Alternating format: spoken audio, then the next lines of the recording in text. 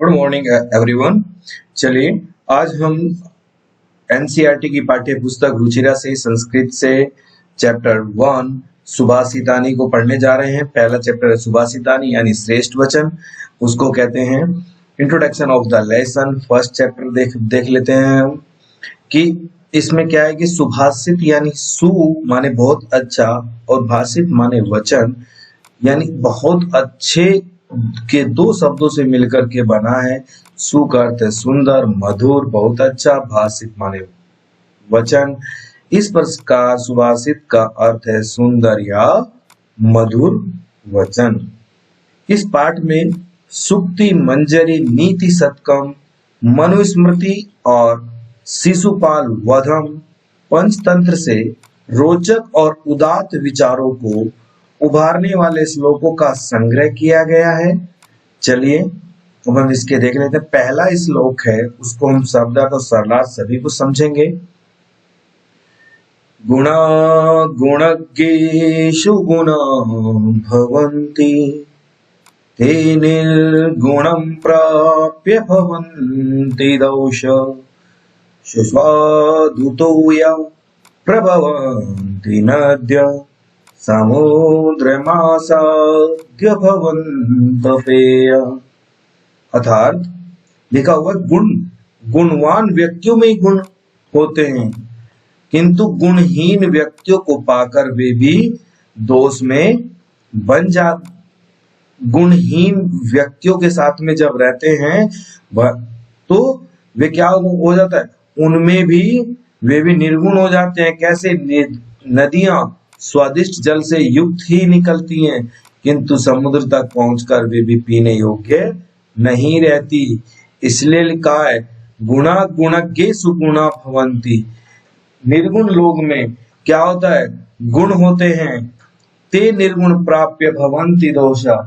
ठीक है, निर्गुण प्राप्य लोग में जो लोग निर्गुण होते हैं उनमें भी क्या क्या होता है कि दोष आ जाते हैं। सुस्वादु तो या प्रवंती नद्या, नदियों का पानी क्या होता है, मीठा होता है, परंतु क्या होता है कि समुद्र से मिलकर के वे भी क्या हो जाता है कि वो भी खारा हो जाता है और पीने योग्य नहीं रहता है। चलिए अब हम इसको देख लेते हैं। नेक्स्ट देखते हैं। साहित्य संगीत कला विहीन साक्षात पशु पुच्छ विषानहीन तृण खादन्नपि जीवमानं तद्भागधेयं परम पशूनाम। अर्थात लिखा हुआ है कि साहित्य और संगीत और कला और से जो विहीन है वो मनुष्य साक्षात पशु के समान है और पुच्छ विषानहीन यानी कि पूंछ होते हुए भी फिर भी क्या है कि वो व्यक्ति पशु के समान है। तृण खादन्नपि जीवमान यानी तृण माने घास न खाते हुए भी वो क्या है, वो जीवों के समान है। तद्भागधेयं परम पशूनाम, क्या है कि वो व्यक्ति क्या करता है कि उसका तद्भागधेयं यानी वो पशु का भाग भी खा जाता है।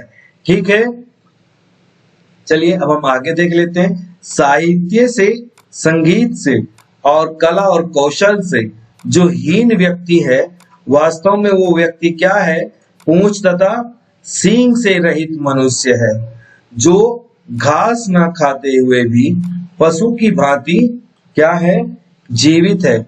वह तो उन असभ्य पशु मनुष्यों के समान है। परम सौभाग्य है कि घास फूस न खाकर भी अपितु स्वादिष्ट व्यंजन जो खाते हैं वो व्यक्ति उसके समान है। अब लिखा हुआ है कि साहित्य में अभिरुचि और संगीत आदि कलाओं में कौशल से ही मनुष्य बनता है, अन्यथा वह पशु के समान ही उसका जीवन जीता रहता है। ठीक है, अब हम आगे देख लेते हैं क्या लिखा हुआ है। लुब्धस्य नश्यति यशः पिशुनस्य मैत्री नष्ट क्रियस्य कुलमार्थ परस्य धर्म विद्या फलम व्यसनिनम कृपणस्य सौख्यम राज्यम प्रमथ सचिवस्य नराधिपस्य। मैं कोई पंडित नहीं हूँ, ठीक है, टीचर हूँ, बस मैं पढ़ लेता हूँ थोड़ा बहुत संस्कृत। लिखा हुआ है कि लुब्धस्य यानी लालची लोगों को अगर यश चाहिए तो यश प्राप्त करना है तो लालच को छोड़ना होगा। लुब्धस्य नश्यति यशा यानी लालच क्या करता है, यश का सम्मान, जो हमारा सम्मान है वो लालच क्या करता है, सम्मान का, यश का क्या करता है, वो उसका नाश कर देता है लालच। पिसुनस्य मैत्री, अगर दोस्ती चाहिए तो हमें क्या है कि एक दूसरे की जो चुगलखोरी करते हैं वो बंद कर देनी चाहिए। नष्ट क्रियस्य, नष्ट करती है कुलमार्थ से परस्य धर्म, यानी बुरी आदतें क्या करते हैं, धर्म का विनाश कर देती हैं। विद्या फलम व्यसनिनम, जो विद्या का फल है, कृपणस्य सौख्यम, अगर विद्या का फल है तो हमें सारे बुरे कार्य छोड़ देने चाहिए। जैसे राज्य प्रमथ सचिव से नराधिपस्य, क्या है कि जो सचिव क्या है, जो सचिव है, मंत्रियों के जो कार्य है उनकी लालच में, उनकी बेवकूफी बातों में राजा भी अपना राजपाट गंवा देता है। लिखा हुआ है लालची व्यक्ति को यश कहाँ और चुगलखोरी की दोस्ती कहाँ, कर्महीन को कुल कहाँ और आर्थ धन को महत्व देने वाले को धर्म कहाँ। अर्थात अगर आपको यश का सम्मान चाहिए तो आपको लालच छोड़ना चाहिए, और दोस्ती चाहिए तो चुगलखोरी बंद कर देनी चाहिए। और आपको कुल यानी अगर आपको आर्थिक स्थिति में पैसा चाहिए तो कर्महीन होना पड़ेगा, नहीं होना पड़ेगा, यानी कर्मशील होना पड़ेगा। कर्महीन तो यानी कर्मों को कार्य ना करने वाला, और कर्मशील कार्य में रत, तो कर्मशील होना पड़ेगा, ठीक है। अधिक और धर्म परायणता कार्य करने वाले लोग, बुरी आदतों को छोड़ देना चाहिए, विद्या का अर्जन करना चाहिए, और विद्या से मिलने वाला लाभ सर्वश्रेष्ठ होता है। और लिखा कंजूस को सुख प्रमोद करने वाले मंत्री राजा भी अपनी राज्य सत्ता खो देता है। क्यों? क्योंकि वो मंत्रियों को उनमें क्या करता है, मंत्रियों में लगा रहता है, मंत्रियों की बात को सही मानता है। यदि यश चाहिए तो व्यक्ति लालच न करे, भाव है मित्रता चाहिए तो चुगलखोरी ना करे, और धर्माचरण करना हो तो धन लाभ को अधिक महत्व ना दे, और विद्या का फल प्राप्त करना हो तो बुरी आदतों को छोड़ देना चाहिए। जीवन में सुख चाहिए तो कंजूस ना हो, और सत्ता को बनाए रखना हो तो मंत्री कर्तव्य के प्रति लापरवाह ना हो। नेक्स्ट है पीत्वा रसं तु कटुकं मधुरं समानं माधुर्यमेव जनयेन् मधुमक्षिकाशौ संतस्तथैव संसत् दुर्जनानां श्रुत्वां वचं मधुसूक्त रसं सृजन्ति। अर्थात लिखा हुआ है कि जिस प्रकार मधुमक्खी मीठे अथवा कड़वे रस को एक समान पीकर मिठास उत्पन्न करती है, ठीक उसी प्रकार संत लोग, अच्छे लोग, सज्जन लोग दुर्जन लोगों की बात का समान सुनकर उनके सुक्ति रूप रस का सृजन करते हैं। संत लोग अर्थात सज्जन और दुर्जन में भेदभाव न करके दोनों को एक ही बातें सुनकर अच्छी बातें कहते हैं। जिस प्रकार मधुमक्खी मीठा रस पान करे या कड़वा करे, परंतु वो सभी को शहद बना देती है, मीठा ही बना देती है, मधु का निर्माण कर देती है।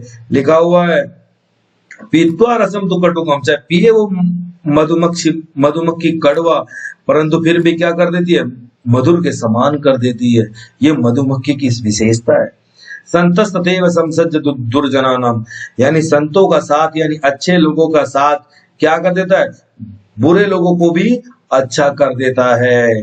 नेक्स्ट है महताम प्रकृति सेव वर्धितानम परैरपि न जहाति निजम भावम संख्यासुलाकृतिर्यथा।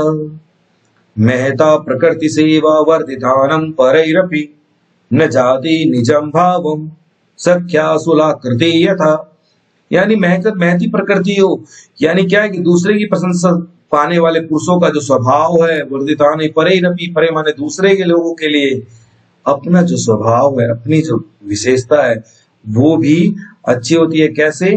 दूसरों के द्वारा प्रशंसा पाने पर भी महापुरुषों का स्वभाव वैसा का वैसा ही रहता है।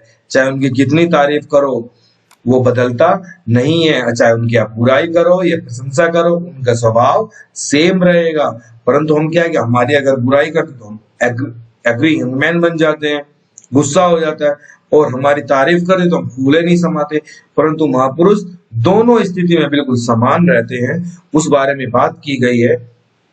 चलिए, प्रशंसा पाने पर भी महापुरुष अपना सरल विनम्र स्वभाव नहीं छोड़ते। जैसे संख्या 9 में 9 संख्या का आकार अपनी मौलिकता का अधिकार नहीं त्याग करता। क्या है कि 9 का संख्या 9 ही होगी। चलिए, स्त्रिया रोचमानाय सर्वं तद रोचते कुलम तस्यं तुम रोचमानायाम सर्वमेव न रोचते। स्त्रियां रोचमानाय सर्व तद रोचते कुलम तस्य त्वरोचमानायाम सर्वमेव न रोचते। अर्थात स्त्रियों को क्या है कि रोचमानाय अच्छा लगने वाली चीजें, ठीक है, रोचमानाय अच्छे लगने वाले, प्रसन्न लगने पर वो कुल अच्छा हो जाता है। तस्य रोचमानाय, जब उसको प्रसन्न नहीं होगा तो सर्वमेव न रोचते, कोई भी कुछ भी अच्छा नहीं लगता। लिखा हुआ स्त्री के प्रसन्न रहने पर सारा परिवार प्रसन्न रहता है, उसके प्रसन्न अथवा अच्छा न लगने पर क्या है, कुछ भी अच्छा नहीं लगता। संपूर्ण परिवार की खुशहाली के लिए परिवार की स्त्री का यथा योग्य सम्मान होना चाहिए, उसका प्रसन्नचित रहना आवश्यक है। चलिए आगे देख लेते हैं। पहला श्लोक लिखा हुआ पाठ सत्य प्रधानम, यानी पूरे पाठ का आप ससुर वाचन करें। नेक्स्ट है श्लोक आसाम रिक्त स्थान पूर्यत, श्लोक कोई अंश से रिक्त स्थान की पूर्ति कीजिए। वेरी वेरी इंपॉर्टेंट क्वेश्चन, बार बार यूपी में पूछा जाता है। देख लीजिए, समुद्र महासाध्य यानी श्लोक से पूरा करना है, ये लिखिए भवंत पेया। सेकंड है वचन मधुर सूक्त रसम सृजंती, श्रुत्वाम है, श्रुत्वाम वचन सुनकर के वचनों को, मधुर सूक्त रसम सृजंती यानी सुनकर के अच्छी वाणी, और ठीक उसी प्रकार मधुर सूक्त रसम सृजंती, मधुर सूक्त यानी अच्छे अच्छे वाक्य भी का निर्माण हो जाता है। परम तद भागदेयम परम पशु नाम, उस तद भागदेयम उसका भाग भी परम पशु के समान होता है। क्या लिखा हुआ है?